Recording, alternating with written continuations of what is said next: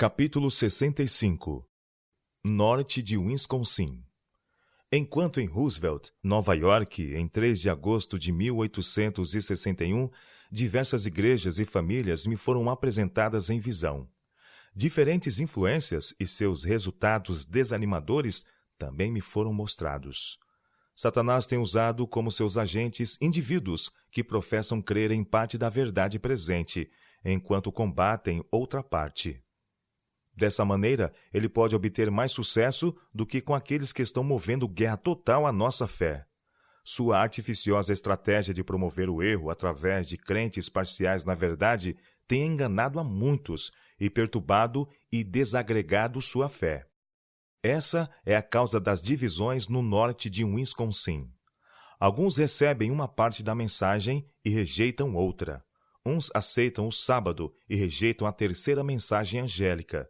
Todavia, porque aceitaram o sábado, reivindicam a companhia daqueles que creem em toda a verdade presente. Então trabalham para atrair outros à mesma escuridão em que se encontram. Não são responsáveis e mantêm uma fé independente. É-lhes permitido exercer influência, quando nenhum espaço lhes deveria ser concedido, não obstante suas pretensões de honestidade. Pessoas sinceras verão a cadeia direta da verdade presente. Perceberão suas harmoniosas conexões, elo após elo, unindo-se num grande todo e nela se firmarão.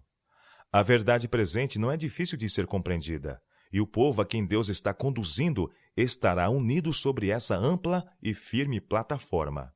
Ele não utilizará indivíduos de fé, opiniões e pareceres diferentes para espalhar e dividir. O céu e os santos anjos estão trabalhando para unir, para conduzir a unidade de fé em um só corpo.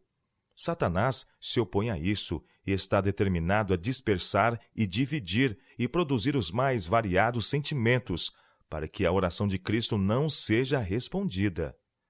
Eu não rogo somente por estes, mas também por aqueles que pela sua palavra hão de crer em mim, para que todos sejam um, como tu, ó Pai, o és em mim e eu em ti, que também eles sejam um em nós, para que o mundo creia que tu me enviaste. João capítulo 17, verso 20 e 21. Jesus determinou que a fé de seu povo seja uma. Se uma pessoa sai pregando uma coisa e outra uma coisa diferente, como pode alguém crer que sua palavra seja uma só? Haverá diferença de opiniões. Vi que se o povo de Deus em Wisconsin quisesse prosperar, precisaria assumir decidida posição com respeito a essas coisas e assim anular a influência daqueles que produzem perturbação e divisão, ensinando pontos de vista contrários à comunidade. Esses tais são como estrelas errantes, parecem emitir alguma luz, professam levar consigo alguma verdade e assim enganam os inexperientes. Satanás os dota com seu espírito, mas Deus não está com eles. Seu espírito não habita neles. Jesus orou para que seus discípulos pudessem ser um, como ele é um com o Pai, para que o mundo creia que tu me enviaste. João capítulo 17, verso 21. A unidade do povo remanescente de Deus produz no mundo poderosa convicção de que eles possuem a verdade e que são um povo peculiar, escolhido por Deus.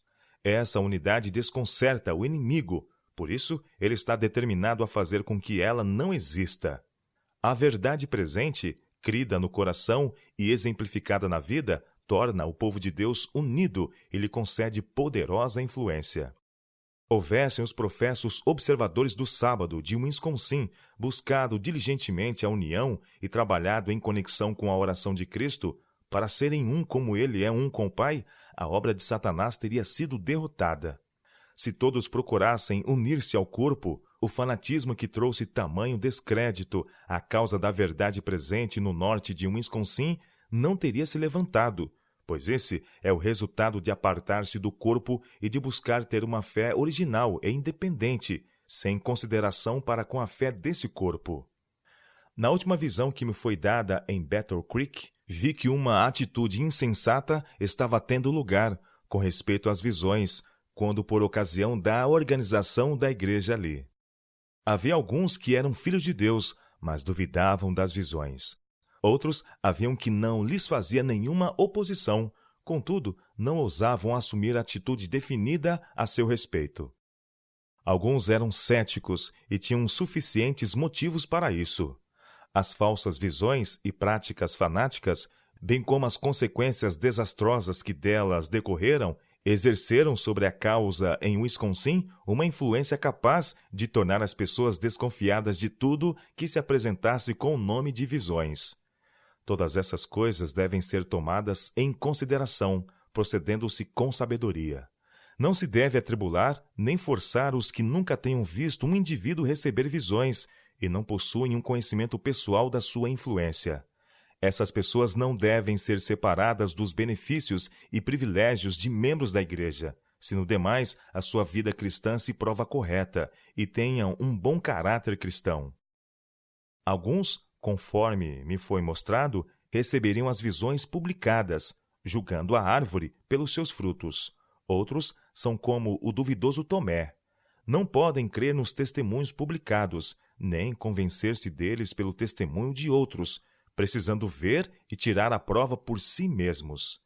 Estes não devem, por isso, ser postos de lado, cumprindo tratá-los com paciência e amor fraternal até que tomem posição e tenham opinião definida contra ou a favor deles.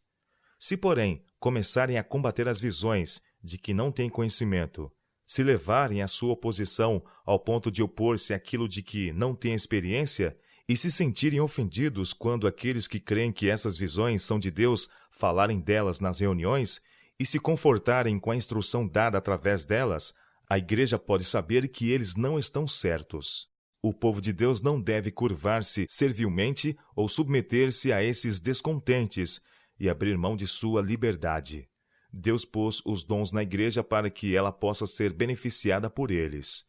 E quando professos crentes, na verdade, se opõem aos dons e luta contra as visões, pessoas ficam em perigo, e é então tempo de trabalhar em favor delas, para que os fracos não sejam desviados por sua influência. Tem sido muito difícil para os servos de Deus trabalhar, pois ali há uma classe de pessoas cheias de justiça própria, tagarelas e insubordinadas, que se têm posto no caminho da obra de Deus. Se aceitas na igreja, haveriam de fazê-la em pedaços. Eles não se sujeitariam à congregação e nunca estariam satisfeitas, a menos que as rédeas de governo da igreja estivessem em suas mãos. O irmão G buscou agir com grande cautela. Ele sabia que a classe que se opunha às visões estava errada, que eles não eram crentes genuínos na verdade, e, portanto, para livrar-se desses obstáculos, ele se propôs a não receber na igreja ninguém que não cresce na mensagem do terceiro anjo e nas visões. Essa medida afastou preciosas pessoas que não estavam contra as visões. Elas não ousavam unir-se à igreja, temendo comprometer-se com o que não compreendiam nem criam plenamente. E houve os que se aproximaram prontos a prejudicar essas pessoas conscienciosas, pondo diante delas os assuntos sob o pior aspecto possível. Alguns se sentiram magoados e ofendidos por causa da condição de membros, e desde a organização, seus sentimentos de insatisfação aumentaram muito. Fortes preconceitos os controlavam. Foi-me mostrado o caso da irmã H. Ela me foi apresentada em ligação com uma irmã que fortemente se indispusera contra mim, meu marido e as visões. Essa indisposição a conduziu a aceitar e apreciar cada mentirosa informação a nosso respeito e as visões, passando-a à irmã H. Ela demonstrara amarga disposição contra mim, embora nem me conhecesse pessoalmente. Não estava familiarizada com os meus trabalhos e nutria contra mim os piores sentimentos preconceituosos, influenciando a irmã H. As duas se uniram em suas amargas observações e conversas. A pessoa que me foi mostrada como em ligação com a irmã H era determinada, de temperamento sanguíneo e com alto conceito sobre si mesma. Ela achava que suas opiniões estavam corretas e que outros deviam aceitar-lhe a palavra, quando apenas obscurecia o conselho por suas palavras e manifestava o espírito das forças do dragão para combater aqueles que estão unidos sob os mandamentos de Deus e o testemunho de Jesus. desde que a irmã H esteve em... Desprezou as visões e espalhou boatos como se fossem verdades. Ela não resiste a nenhuma influência que tenda a prejudicar-me. Não sabia que as visões procediam de Deus e não tinham nenhum relacionamento com o humilde instrumento. Todavia, uniu-se a pessoas não consagradas para exercer uma forte influência contra mim.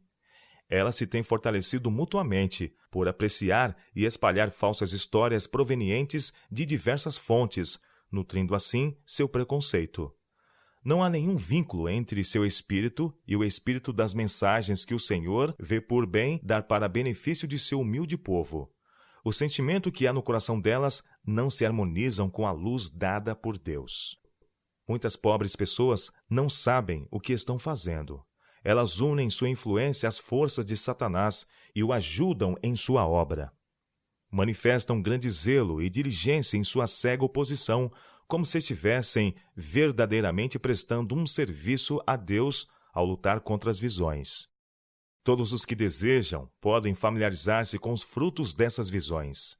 Por 17 anos, o Senhor permitiu que sobrevivessem e se fortalecessem contra a oposição das forças satânicas e a influência de agentes humanos que auxiliam Satanás em sua obra. Foi-me mostrado outras mulheres que estavam em guerra contra a verdade. Uma delas me foi apresentada como aceitando uns poucos pontos da verdade, mas então abandonando o povo remanescente de Deus. Ela se achava superior e pensava que sabia tudo. Era sábia segundo sua própria opinião, e me foi mostrada como olhando constantemente para o passado e referir-se a uma antiga experiência, porque havia recebido anteriormente um pouco de luz. Engrandeceu-se e julgou que tinha luz e conhecimentos suficientes para instruir toda a igreja. Sua fé era dispersa e desconexa. Muitas de suas ideias sobre a verdade estão equivocadas. No entanto, ela é egoísta e justa aos próprios olhos. É pronta a instruir, mas não a ser instruída. Despreza a instrução e rejeita os ensinos de Deus mediante seus servos. Eu a vi apontando para sua justiça, sua devoção e sua vida de oração. Como os fariseus, enumera suas boas obras. Ó Deus, graças te dou, porque não sou como os demais homens, roubadores, injustos e adúlteros, nem ainda como este publicano. Jejuo 2 vezes na semana e dou os dízimos de tudo quanto possuo. Lucas capítulo 18, versos 11 e 12. A oração do fariseu não foi considerada, mas o pobre publicano, que podia apenas dizer: ó Deus, tem misericórdia de mim, pecador, despertou compaixão no Senhor. Lucas capítulo 18, verso 13. Sua oração foi aceita, enquanto que a do jactancioso fariseu rejeitada. Porque qualquer que a si mesmo se exalta, será humilhado, e qualquer que a si mesmo se humilha, será exaltado. Lucas capítulo 18, verso 14. Como dizes, rico sou, e estou enriquecido, e de nada tenho falta, e não sabes que és um desgraçado, e miserável, e pobre, e cego, e nu. Aconselho-te que de mim compres ouro provado no fogo, para que te enriqueças, e vestes brancas, para que te vistas, e não apareça a vergonha da tua nudez, e que unjas os olhos com colírio, para que vejas. Apocalipse capítulo 3, verso 17 e 18. A pessoa cujo rosto reconheci quando a vi era conhecida como Senhora I. Vi que sua vida não se destacava pela humildade que deveria caracterizar os seguidores de Cristo. Quando pobres mortais, apesar de sua alta profissão de fé, tornam-se justos aos próprios olhos, então Jesus permite que enganem a si mesmos. Vi que essa mulher influenciou a outros e alguns a se unirem a ela para expor as visões ao ridículo. Esses irão responder a Deus por isso, pois cada palavra de menosprezo contra a luz que Deus achou conveniente comunicar pelo modo que ele próprio escolheu é registrada. Foi-me mostrado ainda outra mulher que não se uniu ao povo a quem Deus está dirigindo. O Espírito da Verdade não habita em seu coração, e ela tem feito a obra que agrada ao inimigo de todo o bem para distrair e confundir as mentes. Reconheci essa mulher no último dia de reunião, a qual ela deixou antes do encerramento. Ela é uma grande faladora e está sempre pronta a ouvir e contar alguma coisa nova, demorando-se sobre o que ela entende ser erros dos outros e declarando que suas más conjecturas são discernimento. Ela atribui luz à escuridão, e a escuridão chama luz, e por qualquer pretexto faz longas orações. Aprecia ser aprovada e considerada justa. Assim, engana alguns. Tenciona ensinar a outros e pensa que Deus a instrui de modo especial, preterindo os demais. Mas a verdade não acha lugar em seu coração. Foi-me mostradas algumas outras, unindo sua influência com essa mulher que mencionei, e juntas fazem o que podem para afastar e causar confusão à comunidade. Sua influência traz descrédito sobre a causa de Deus. Jesus e os santos anjos estão edificando e unindo o povo de Deus numa só fé, para que possam todos ter o mesmo sentimento e o mesmo parecer.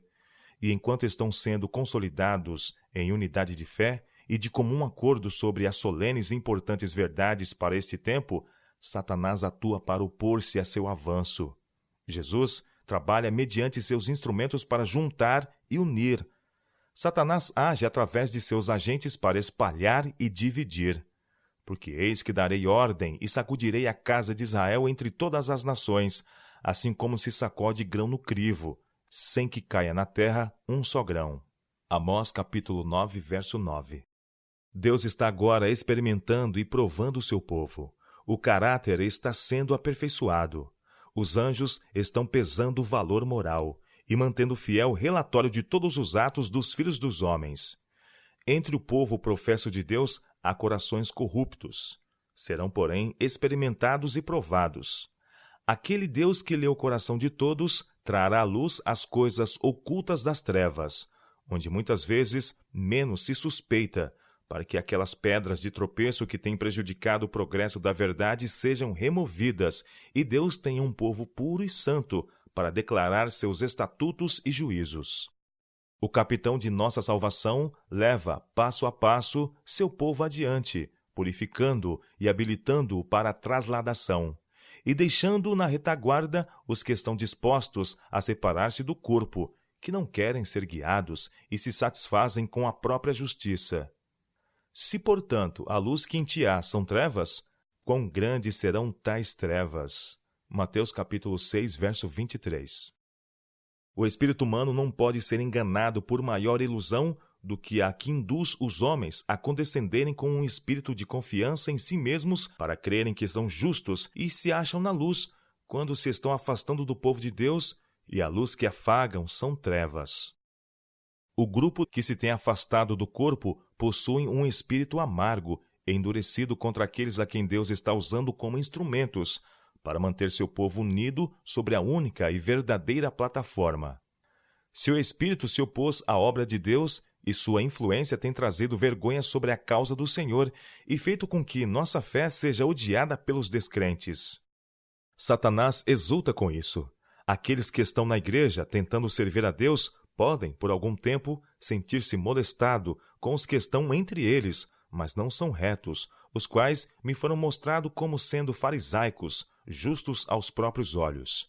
Mas se eles forem pacientes e andarem humildemente perante Deus, orando diligentemente por seu poder e espírito, certamente avançarão, e aqueles que são fracos na fé serão deixados para trás. O irmão J me foi apresentado, e vi que sua conduta não estava agradando a Deus. Ele é instável e foi confundido pela era vindoura. Como não há a menor harmonia entre a teoria da era vindoura e a mensagem do terceiro anjo, ele perdeu seu amor pela verdade e a fé na mensagem. Sentiu-se irritado porque muito havia sido dito com respeito a ela. O terceiro anjo está proclamando a mais solene mensagem aos habitantes da terra. Estará o povo escolhido de Deus indiferente a ela e não unirá sua voz para proclamar essa solene advertência? O irmão J está enganado e enganando outros.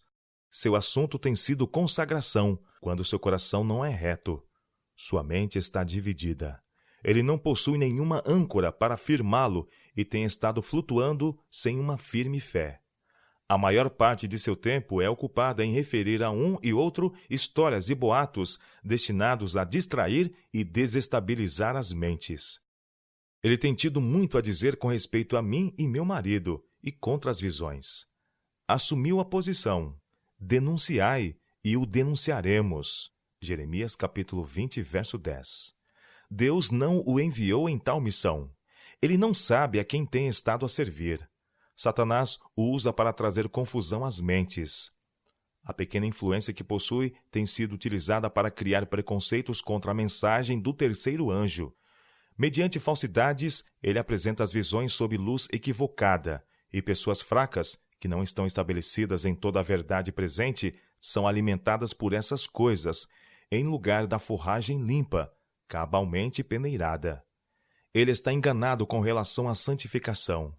A menos que mude seu comportamento e esteja disposto a ser instruído e aprecie a luz que lhe foi dada, será deixado por Deus a seguir o próprio rumo e julgamento imperfeito, até que naufrague na fé e, por sua conduta insensata, sirva de advertência àqueles que preferem agir independentemente da congregação. Deus abrirá os olhos das pessoas sinceras para que compreendam a terrível obra daqueles que espalham e dividem. Ele assinalará aqueles que causam divisões, para que cada pessoa sincera possa escapar da armadilha de Satanás.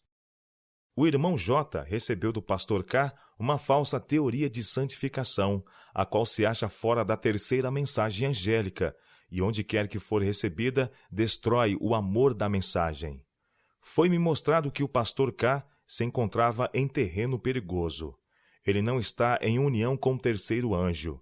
Ele fruiu uma vez a bênção de Deus, mas agora não a tem, pois não apreciou nem alimentou a luz da verdade que lhe brilhou no caminho. Ele trouxe consigo uma teoria metodista de santificação e apresenta dando-lhe a maior importância. E as sagradas verdades próprias para este tempo são por ele tidas em pouca consideração. Ele tem seguido a própria luz e ficado mais e mais em trevas, e se afastado mais e mais da verdade, até que ela não tenha sobre ele senão pequena influência. Satanás lhe tem dominado a mente, e ele tem ocasionado grande dano à causa da verdade no norte de Wisconsin. Foi essa teoria de santificação que a irmã G. recebeu do pastor K. e procurou seguir, que a levou àquele terrível fanatismo. O pastor K. tem desencaminhado e confundido muitas pessoas com essa teoria da santificação. Todos os que abraçam perdem, em grande parte, o interesse e o amor pela terceira mensagem angélica. Esse ponto de vista da santificação é uma teoria atraente. Ela encobre as faltas de pobres seres em trevas, no erro e no orgulho.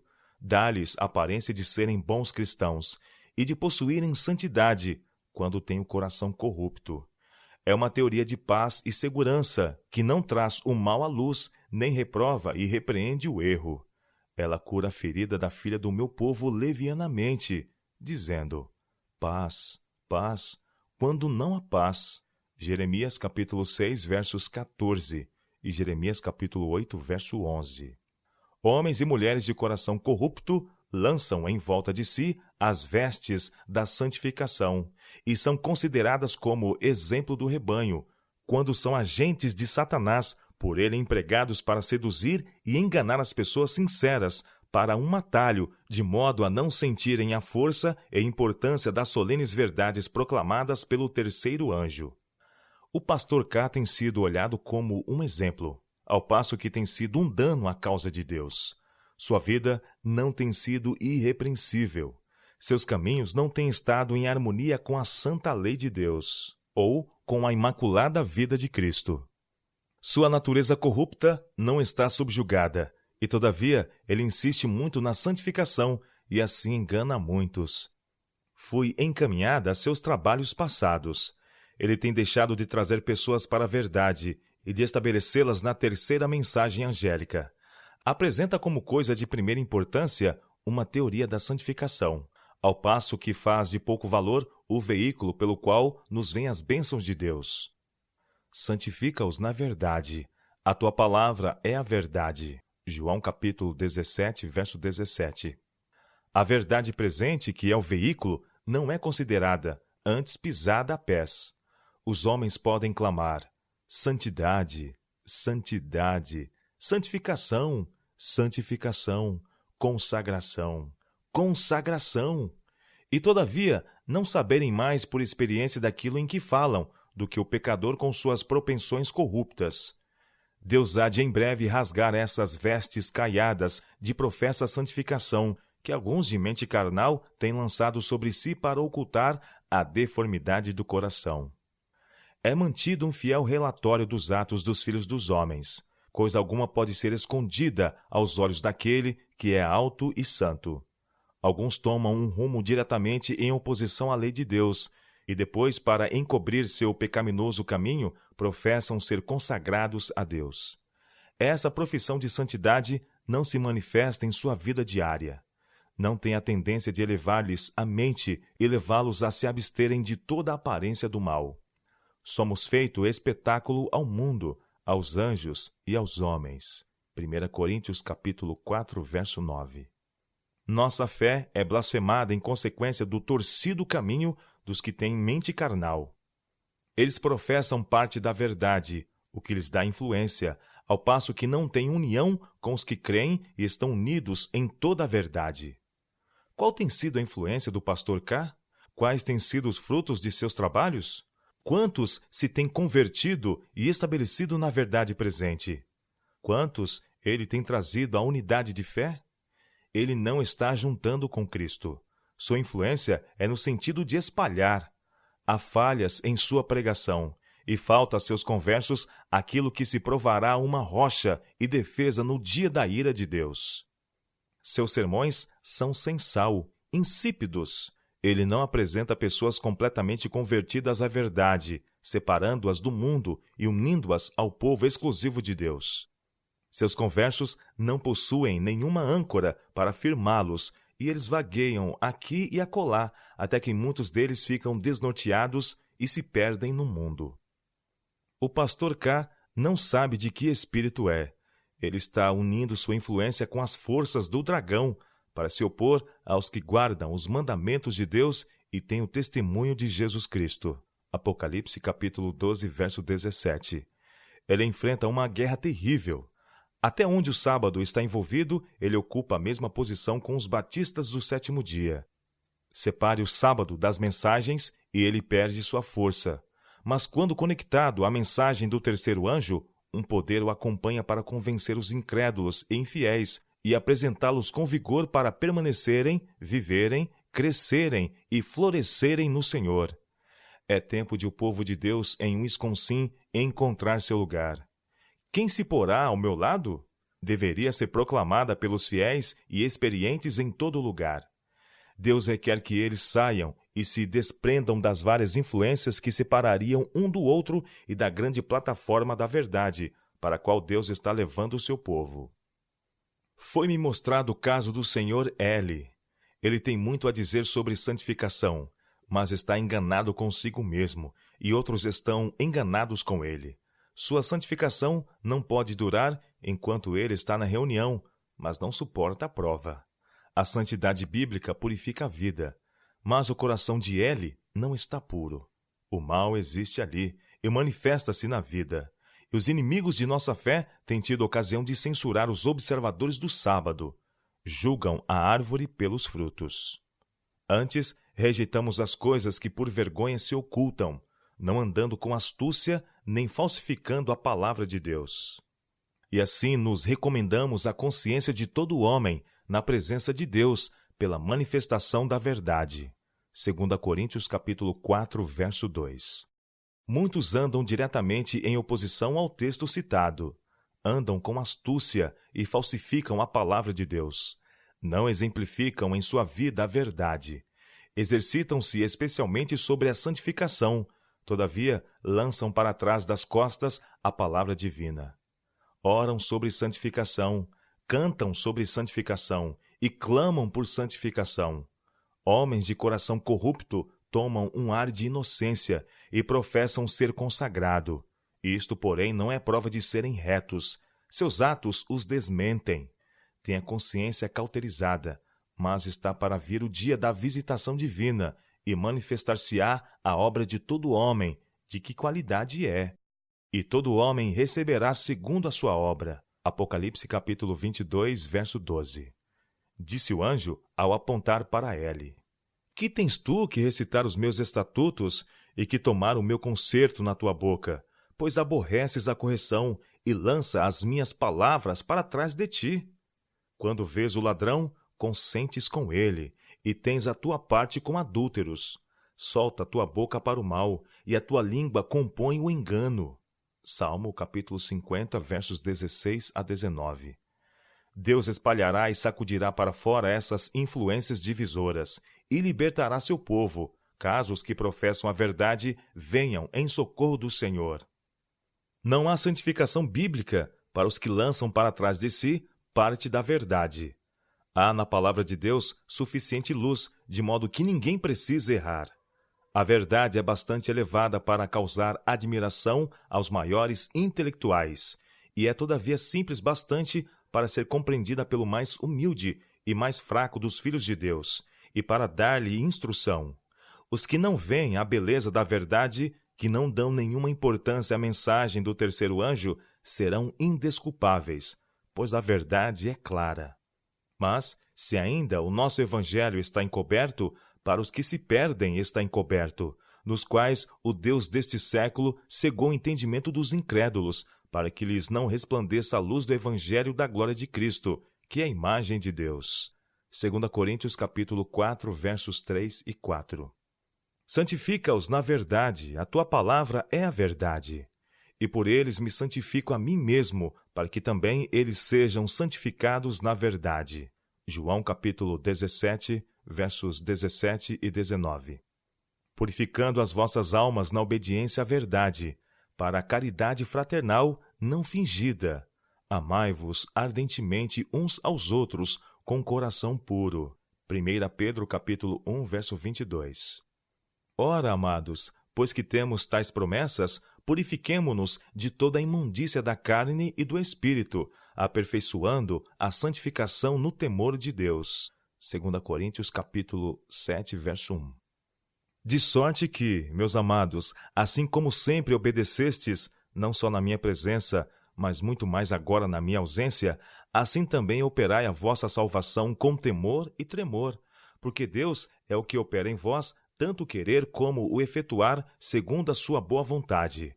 Fazei todas as coisas sem murmurações nem contendas, para que sejais irrepreensíveis e sinceros, filhos de Deus inculpáveis no meio de uma geração corrompida e perversa, entre a qual resplandeceis como astros no mundo. Filipenses capítulo 2, versos 12 a 15. Vós já estáis limpos pela palavra que vos tenho falado. João capítulo 15, verso 3. Vós, maridos, amai vossas mulheres, como também Cristo amou a igreja, e a si mesmo se entregou por ela, para santificar, purificando-a com a lavagem da água, pela palavra, para apresentar a si mesmo igreja gloriosa, sem mácula, nem ruga, nem coisa semelhante, mas santa e irrepreensível. Efésios capítulo 5, versos 25 a 27. Aí está a santificação bíblica. Não é apenas uma simples exibição ou obra exterior. É a santificação recebida por intermédio da verdade. É a verdade recebida no coração e praticamente vivida. Como homem, Jesus era perfeito e, todavia, cresceu em graça. E crescia Jesus em sabedoria, e em estatura, e em graça para com Deus e os homens. Lucas capítulo 2, verso 52. Mesmo o mais perfeito cristão pode crescer continuamente no conhecimento e no amor de Deus. Pelo que, amados, aguardando estas coisas, procurai que deles sejais achados imaculados e irrepreensíveis em paz. Antes crescei na graça e no conhecimento de nosso Senhor e Salvador Jesus Cristo.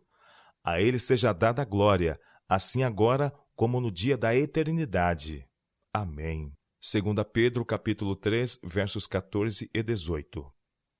A santificação não é obra de um momento, uma hora ou um dia. É um contínuo crescimento na graça. Não sabemos em um dia quão forte será nossa luta no dia seguinte.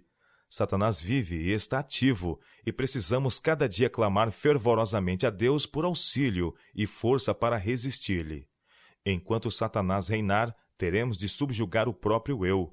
Teremos assaltos a vencer, e não há lugar de parada, nenhum ponto a que possamos chegar e dizer que o atingimos plenamente.